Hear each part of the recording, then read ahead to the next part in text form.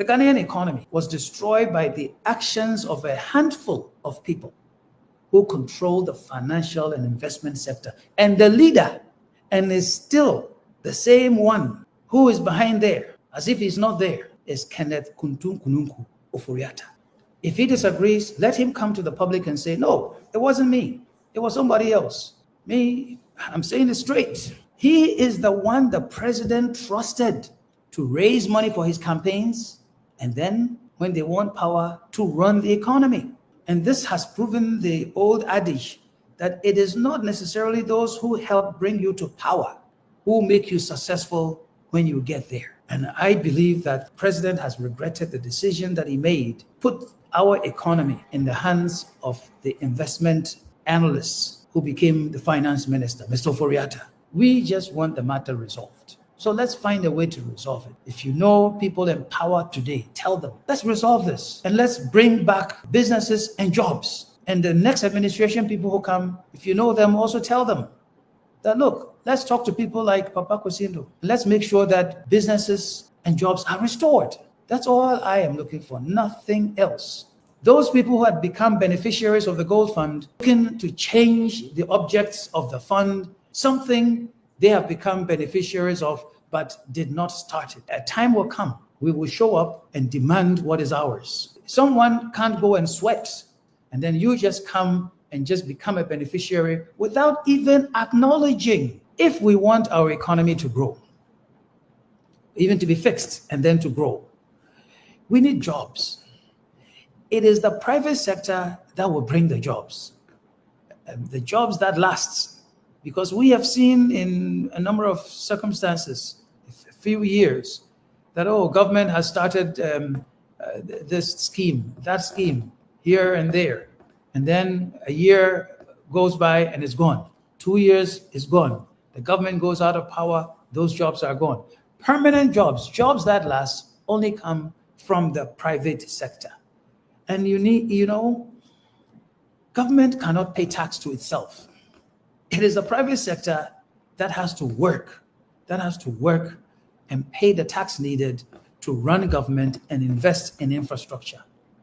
So when a business is killed, is dissolved, especially those that are producing, paying tax, when they are gone, payroll taxes are not there, government suffers, the economy suffers. And so I keep saying, before we take a decision to take somebody's license, before we take a decision to remove a company, dissolve it, we must think carefully and not act in haste. And those examples, some of those examples that have been given, involved hasty decisions. Some people were in a hurry to get certain things done. And for decades, I have made the point continuously that it is tough to start and run a successful business in a developing country such as Ghana.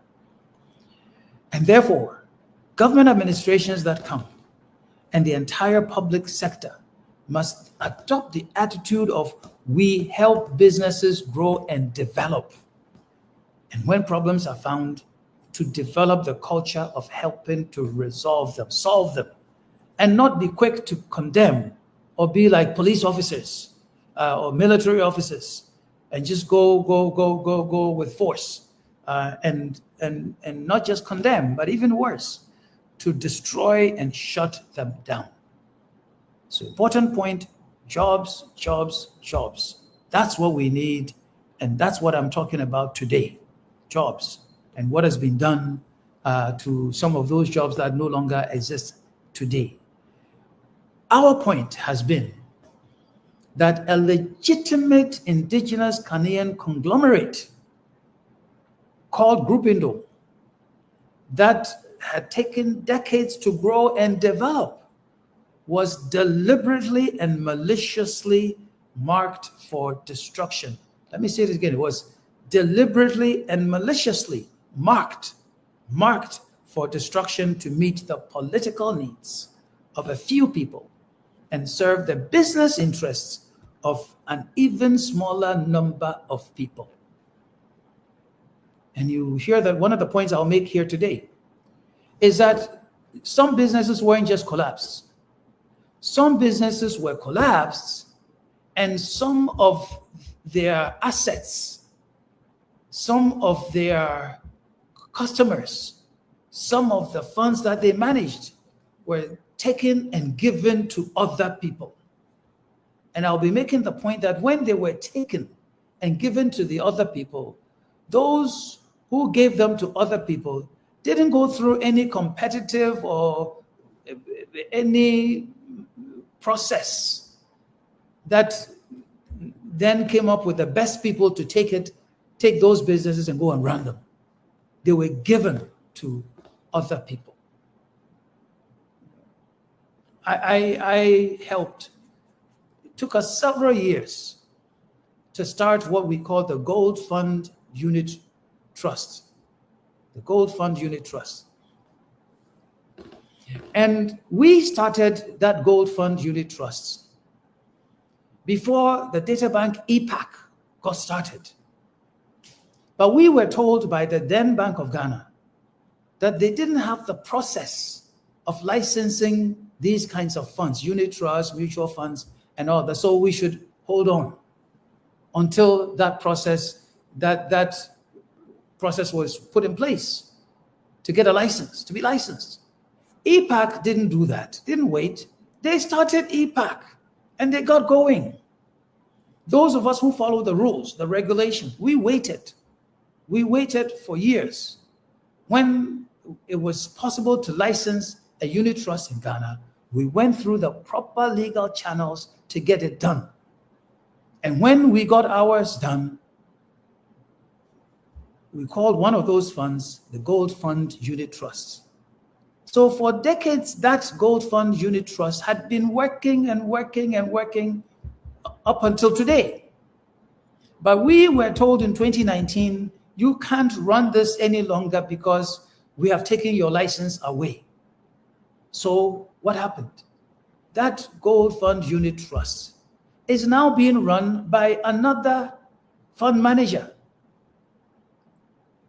How did that fund manager get that Gold Fund Unit Trust to manage? Did the Securities and Exchange Commission go through a competitive tender or some review like that? No.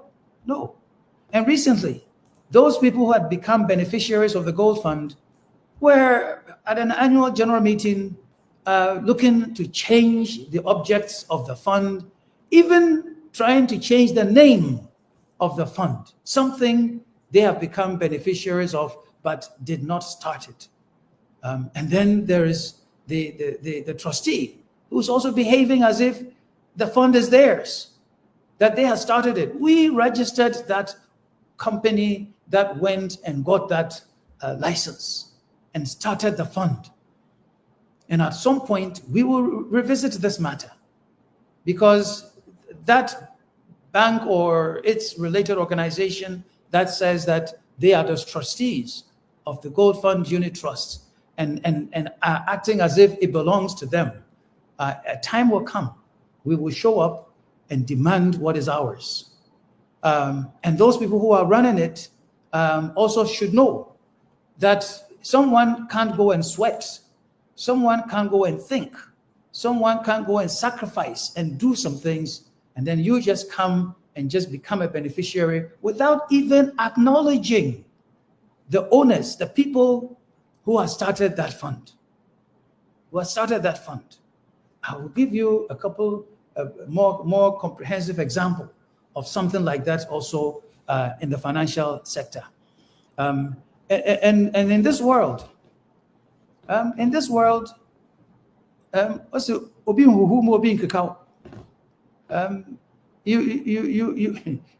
have to work before you eat. Okay, you don't let someone go and work, create something, and then you come and grab it and go and take it because somebody with political power has said, oh, these people, they are no longer good. You take it and go and run it as if it is your own. So again, the point I am trying to make is this, that You can't take a legitimate indigenous business enterprise in a place like Ghana, in a developing economy like Ghana, and sort of push the people aside, take their business without sitting down and thinking deeply, involving yourself in some deep thoughts, discussions, examinations. Don't think about what would happen to somebody like Papa Kwesi, but all of those other people whose labor had gone into it and who actually labor within that organization for their living. You don't do that to people, especially if you've been given political power. You don't do that. You definitely don't do it. And for the general population, sometimes I've been sitting sad, very sad, thinking about some of those people who came to harass us when some of the challenges came with GN Bank, with Gold Coast Fund Management, with Black Shield, and the way they attacked us personally, the way they were even looking for us physically. People we had known for years, people who had benefited, that we had invested their funds, and they had gotten, some of them, what was left there, even if it was a lot of money, some of them had gotten twice what they had originally put to us. But then the venom with which some of them came after us, after my family, and so on, it was just amazing. And many of those people, they see us today. They see us, and some of them hide, because after all of that, they can't come. Some of them, they can't come and say hello. They can't come and talk. They can't come and establish the same kinds of relationships that we had before, because they know sort of the venom, the hatred in their eyes, and whatever that they had looked at us with. So, some people only saw the end result. The end results were liquidity challenges, inability to pay tax, or GRA is after us, to pay pension, and so SNIT was after us, even to meet payroll. And people were saying, you owe us back pay. Factories, many of our factories were closed, and which led to unemployment. But you see, they couldn't see the conspiracy. I'm saying that again, it was a conspiracy. The conspiracy that I also think that the man at the top, you know who I'm talking about. I don't think that the man at the top opened his eyes wide enough. He didn't open his eyes wide enough to see the conspiracy there that took a vibrant organization like Group Indo and to try to scatter it, and so he didn't see it. I don't know whether he refused to see it, or some people made it impossible for him to see it, or he was just there himself. That I can't say. But my point is that some people designed this, who were close to the man at the top, orchestrated some of this, and made it impossible for anyone to see what the end game that they were playing for. And I also know that the cabinet, in the first term of President Nana Akufo-Addo, was asked to make certain decisions that compromise the independence of the central bank and the financial sector. Because if indeed Bank of Ghana is independent, why would somebody take a matter of closing banks and financial institutions or whatever to cabinet, for cabinet to vote on it, to argue over it, vote on it, and then what? If cabinet says, don't close this or close that one, how would a governor of a Bank of Ghana that's appointed by the same executive, how could he refuse? How could he refuse to say no and say that I wouldn't do it? I will not do it. What would happen to him? So the cabinet, I don't believe, saw the implications of their actions on jobs and the overall economy. If that had been done, I don't believe some of those decisions that were made would have been carried through. And I've said it a number of times, that former president, the late Atta Mills, he had been asked by some people to take Data Bank to task and collapse that company that was founded by the former finance minister and his colleagues. And what did he say? Former President Atta Mills said, look, I'm not worried about Ken Ofori-Atta. Who I am worried about are the employees of Data Bank, their families, and those who had put their monies into Data Bank. So if you're asking me to prosecute, if you're asking me to do things that would lead to the collapse of that Data Bank, that I wouldn't do it. And he didn't do it. I respect him for that. Always have respected him for that. That's why I keep repeating it. I keep repeating it. So if someone ignores something like that and says, oh, it's Nduom's company, he's not one of us, and so let's collapse it. Atta Mills didn't do that. He did not do that. And so I am saying, also making the point, that the economy of Ghana was destroyed by the actions of a handful of people who controlled the financial and investment sector. Again, the Ghanaian economy was destroyed by the actions of a handful of people who controlled the financial and investment sector. And the leader, the one who led this, and is still the same one who is behind there, as if he's not there, that man is Kenneth Kuntum Kununku Ofori-Atta. If he disagrees, let him come to the public and say, no, it wasn't me. It was somebody else. Who led this? It's him. And me, I'm saying it straight. He is the one the president trusted to raise money for his campaigns, and then when they want power, to run the economy. And this has proven the old adage that it is not necessarily those who help bring you to power who make you successful when you get there.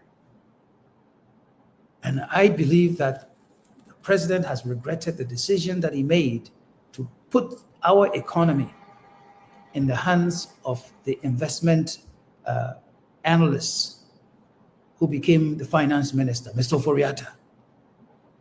And I'm also making the point that once you set the train of destruction on the tracks, you get the engine going, the collateral damage can be huge. Stopping a fast-moving, strong train is difficult. And in Ghana, the financial sector was set on a path of destruction that required criminalizing the owners, the shareholders, the entrepreneurs, the directors, soiling reputations in a so-called attempt to consolidate, create big banks capable of making big deals, and in the process, punish political opponents and business competitors. Saying it as it is. This is how I've seen it. I don't know how you've seen it, but this is how I have seen it. And that, so if we're going to collapse Papa Kwesi Nduom's bank, and we know we don't have a legitimate reason, then we create one that he collected some $60 million and illegally transferred them to the United States. or they did this, they did this, they did that, without digging into, the facts of the matter, so that the people out there can say, hey, so all this time, this is what the man had been doing. Oh, okay. Then if his bank is collapsed, then, well, he deserves it. So, as some people say, you give something a bad name so you can hang it. It's not anything new. So that's the point that I'm making. And so in an unprecedented move, the bar for banks was set so high, so that local investors, to make it impossible for local people in the industry to raise that sort of money. The 400 million Ghana cedis never happened before. No, unprecedented. To move it straight from 120 million, whatever, to 400 million, knowing that people would find it difficult. And who would the people who would find it difficult? The indigenous people, that they will find it difficult. And for some people who nothing could be found against, well, they said they were not fit for purpose. And for some of us who they knew had money with government agencies, they just said, oh, as for we at Bank of Ghana, we don't know anything about what is owed by anybody. All we know is the situation as it is on the ground. And for some of the politicians, they said, no, all that we are concerned about is there's agitation. People are agitating for their monies, and they can't pay them what some judge said, paltry sums of money to. So let's collapse it. Let's collapse it. In a country like Ghana, a poor country like Ghana, with an investment like that made into GN Bank with 300 branches all over the country, you don't just get up and make those kinds of decisions and walk away, which is what has been done. I'll show you the impact of walking away, doing something and just walking away. So look, I am saying that 400 million bar, we walked around the world with others, some of them related to government, this administration. We went all over the place, the UK, to Asia, America, whatever, to look for money. And nobody was interested in giving big monies for anybody to go and recapitalize a bank in Ghana. You'll find out how many of the banks that exist today went and raised any significant sums of money to recapitalize. Many of them, they restructured their balance sheet. They did all manner of other things in order to be able to say that we have met the capital. And otherwise, then those foreign-owned banks, yes, their mothers and fathers and grandfathers and whatever elsewhere brought them some money. But other than that, I know that the people who did this knew that it was nearly impossible to go and raise money from somewhere to bring it to Ghana. And then those of us who had monies in the hands of government and its agencies, they said, let's sit on them. Don't pay any money to these people so that they can continue to have problems, challenges, and then they are no longer banks. You don't do that to your people. You don't do that to your people. Not in a country like Ghana. And I'm hoping that we've learned from those hasty decisions and that nobody will come back again in this country and do something that had happened in 2017, 2018, 2019. We shouldn't do that. But then now, having recognized the negative impact of those decisions, however, I think that some people thought that, oh, if we only have a few banks in Ghana, and they are big banks, and they are quote unquote well capitalized, then a lot of business activities will happen. Well, did it happen? Has it happened? What is happening to some of the banks? And many of those banks are wobbling today, looking for money, looking for liquidity. So, as the Fantis will say, what happened? What happened? And so, look, I am saying, therefore, that the destruction of the Ghanaian economy started with the decisions made at the instance of the finance ministry not to honor payment certificates for contractors, government contractors, and the decision to cleanse, quote unquote, the financial sector of entrepreneurs they did not like or want. So what am I saying also? It wasn't COVID. It wasn't the war in Ukraine. It started before those things came. It started with the decisions made in 2017, 2018, 2019. Therefore, if a new administration comes, my recommendation is revisit that situation so that you encourage Ghanaian entrepreneurs, indigenous people to re-enter the financial and investment sector, but strengthened, and resolving to use government's purchasing power and other things to help them to build, to grow, and take over, as somebody might say, the commanding heights of this economy. Because it is not, energy, yes, infrastructure, yes, other things, yes, manufacturing, yes, but the financial sector, that is the one that provides the fertilizer. Sometimes it provides the seeds even, that provides the water and other things to make businesses grow and jobs to be created. If that's not in the hands of your indigenous people, your economy suffers, as our economy has been suffering. So if you see some shiny something that somebody has come from China to do, some shiny something that someone's come from America to do in Ghana, some shiny big something that someone has come from France to do, someday, whether it is from Lebanon, from wherever, that thing you may wake up and it's no longer there. But if it is there and it's thriving, it is your money and it's your jobs that are walking away to other lands. And you've done it willingly by collapsing your own. That's what I'm hoping somebody will come and say that, something was done back then. It didn't work. So let us not go and repeat it. Maybe let's find those that were affected and let's learn from their experience. At least let them account for what is it that happened, what is it that they would wish that we do differently. And for the present administration, I'm also saying, yes, we only have a few weeks, a few months to go. It's never too late to change your mind about certain things.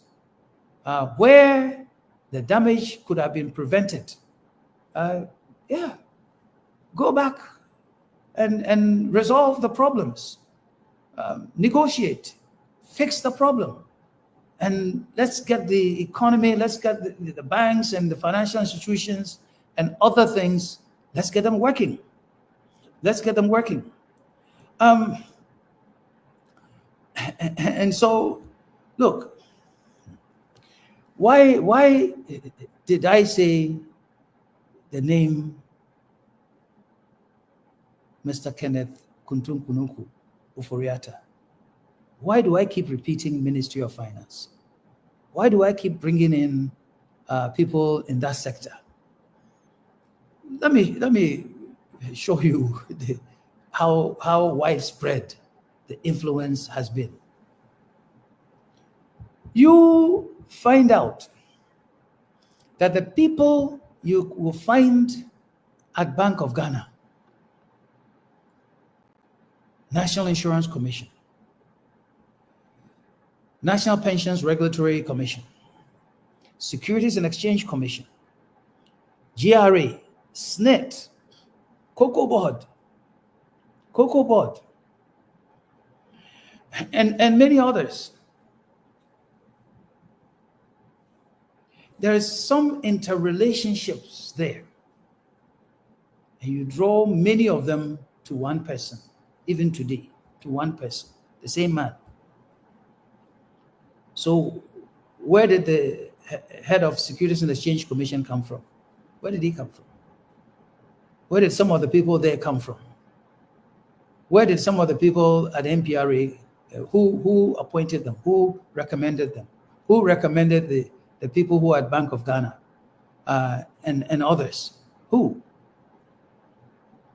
But then there's a systemic problem which needs to be changed, and I hope the next administration works on it. You cannot say that the governor of the central bank is independent, and yet you put that governor on the board of Cocoa Board. Somebody who should be sitting somewhere in some office way away from other people, independent. Why put him there at Cocoa Board? Why put a deputy minister of finance on the board of Bank of Ghana? How? Would it happen in America or in the UK? Then you put the Director General of the Securities and Exchange Commission. You put him there at MPRA, the Pensions Regulatory Authority, as a board member. Then you join him with the Deputy Governor of Bank of Ghana, also there. Then you put a Deputy Attorney General at MPRA. All of these people that are related in the administration on the exec side of the executive. So you'll find them here and there repeating at SEC, at MPRA, at BOG, at Cocoa Board, and all of, where is the independence? So when somebody at one of these places is doing something to you, you go another place, they are sitting there again, waiting for you. Say, hey, these people, we did this, they did this at SEC, and this is what we did to them. And what are they doing here? Or Cocoa Board that owes a lot of money to people that we had financed. And the Bank of Ghana governor sits there, then goes back, receives something from a deputy finance minister that, the money is small. And so license is pulled. I'm saying that is a systemic issue that needs to be resolved. If we're going to have directors for some of these regulatory agencies, let's make them independent. Let's not pack those places with government appointees who are already heading and being part of the leadership of other regulatory agencies. Then you add some also politically connected people there. Then if I appear before any one of those people, I'm done for. If somebody on the top says, anytime you see Nduom, don't mind him.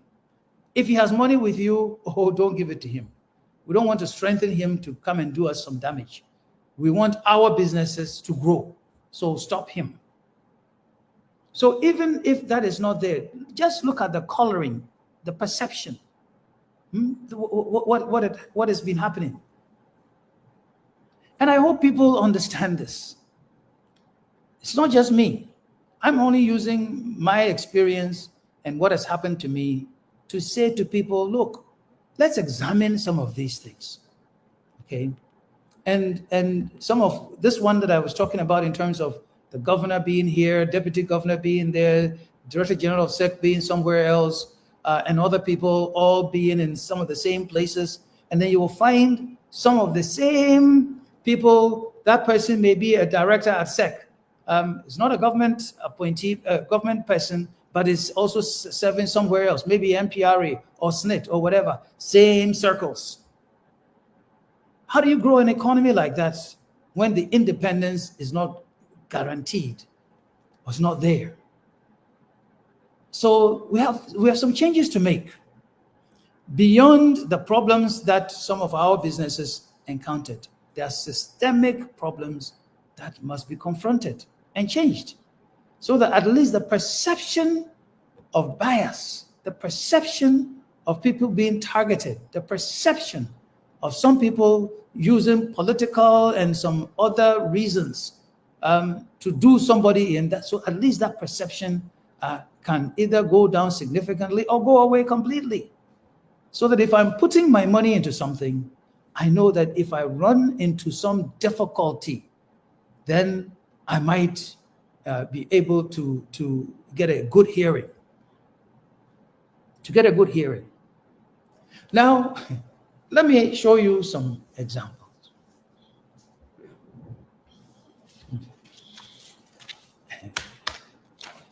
You see, this is a letter from the National Pensions Regulatory Authority. There are several of them. October 2020, December 2023, several of them. August 2022, a whole bunch of them. I've got them here. This one, also December 2023. Now, what I'm saying is this: when you are in a system like Ghana, you take your time before you tag somebody, or before you accuse someone, and before you run something through that, hey, these people, they have deliberately done something wrong. We told them not to do it, or when we found out, we told them, do this, do that, correct this, correct that, give them good time to resolve and help them to get it taken care of before you take some harsh, very, very harsh actions that you know will not, they can't recover from. So the example I want to show here is that the National Pensions Regulatory Authority, under the leadership of Mr. Hayford Atakrofi, and Mr. Hayford Atakrofi, I'm not going to give you his background. If you just check, you know. You know how he came to Ghana from the UK and his antecedents and all of it. So I don't begrudge him that he was made the chief executive of the National Pensions Regulatory Authority. I know him, I know his son, I know other people. But what does orders from above have to do with anything?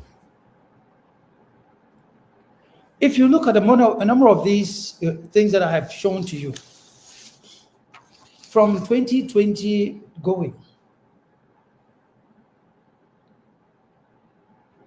the word was that our pensions company, pensions trustee, licensed before this current administration came into power. The accusation, when after GN Bank lost its license, and they were looking for money, our pensions company was looking for money to pay even our own employees who had monies in one of the master schemes, Tier 2 and also Tier 3, pensions scheme. Somebody all of a sudden then came and said, oh, this is a Group Nduom fund. So Group Nduom has gone and illegally withdrawn money from that pension fund.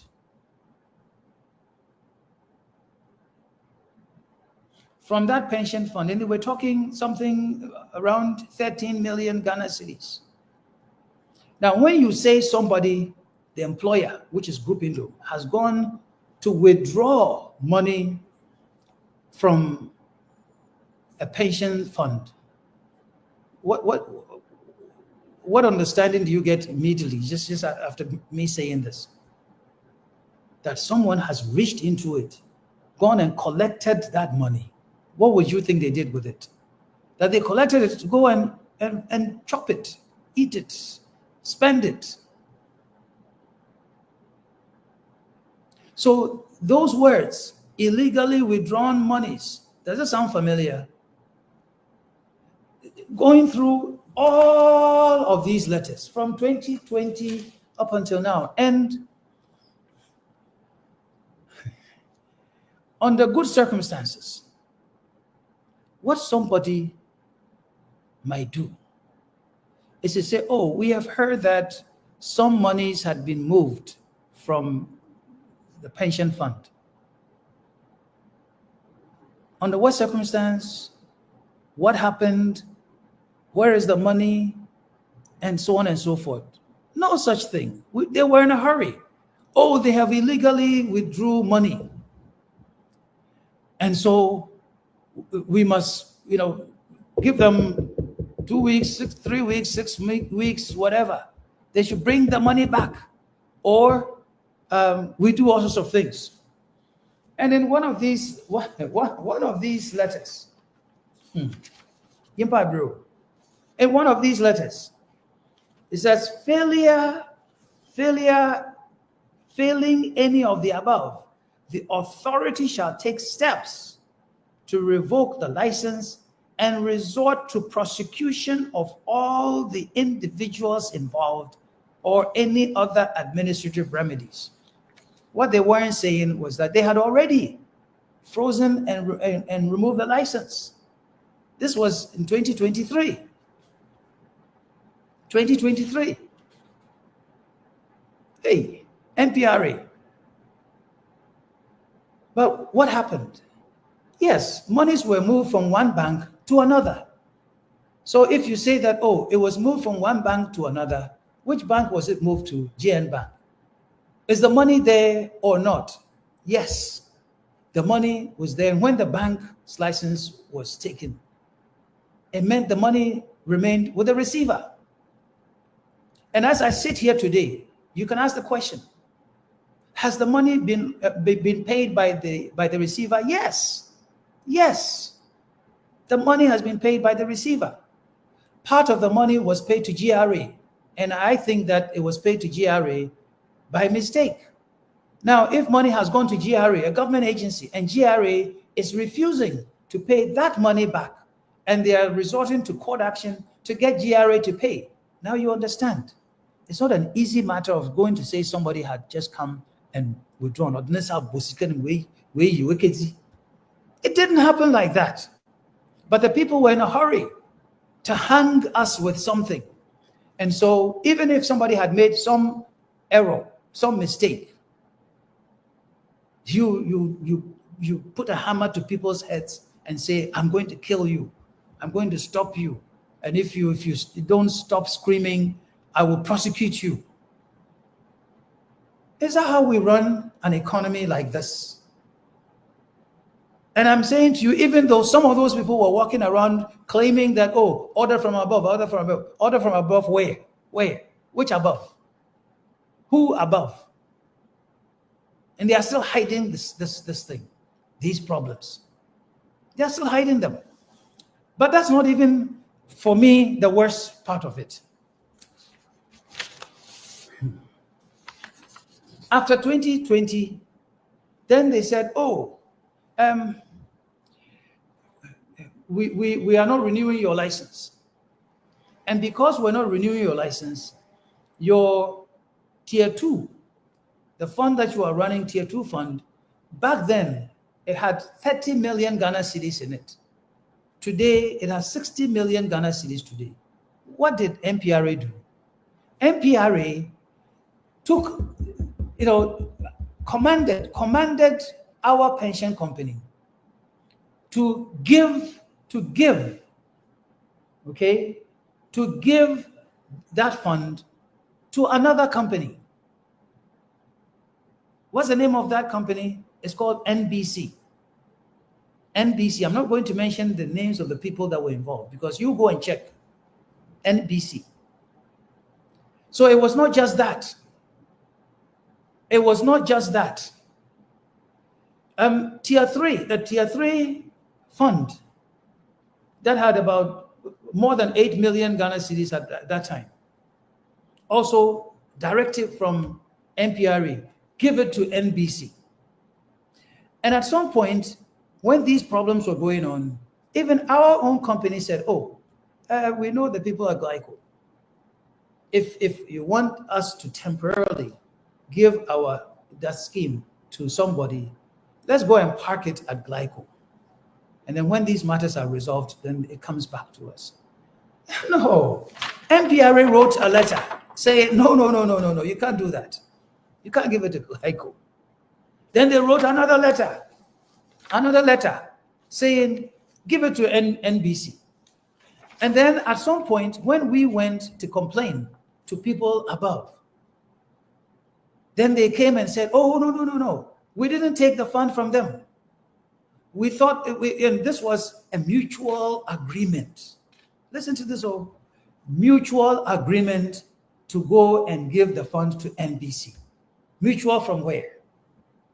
Mutual agreement with whom? And here is a letter from the NBC people. This one says NBC, Ghana Trust, August 2022. Acknowledging the receipt of a letter that was sent to them by the Chief Executive Officer of MPRA, appointing them as the administrator and trustee for Group Nduom Tier 3 Provident Fund Scheme. Where is the mutual agreement? Where is the mutual agreement? And then another one, also acknowledging that they have been appointed to run the other scheme. And sometimes when we talk about the interest that is due on the infrastructure projects that are sitting there, people tell us that but a lot of these things, they are just interest. It's just interest. But here is a letter from MPRA saying, and when they were thinking that the receiver wouldn't pay the money, you know what they said? They said that money that is stuck there, okay, you are going to pay interests on it to our pensions company. You are going to pay interests, and interest in interest based on what? They said that they were using the annual average 91-day treasury bill rate, compounded monthly. This is a government agency. How wicked can you be when you know that the money, if all that they did is just do a little check, that the money was with the receiver, and that if you check, you will know that the money would be paid.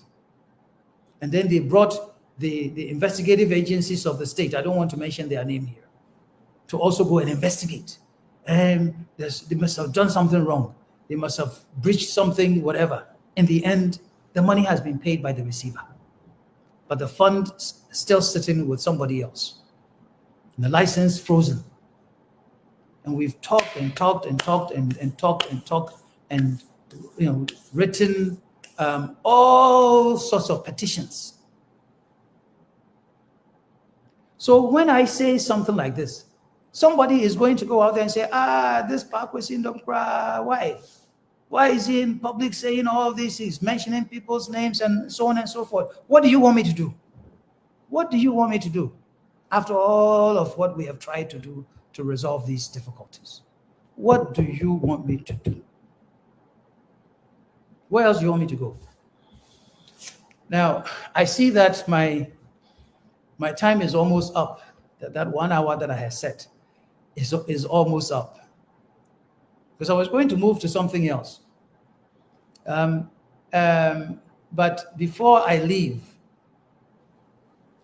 as the other time, somebody asked and has been asking, well, if you say that the government owes, but you give the contracts, you give contractors money, you signed agreements with them, why aren't you after the contractors?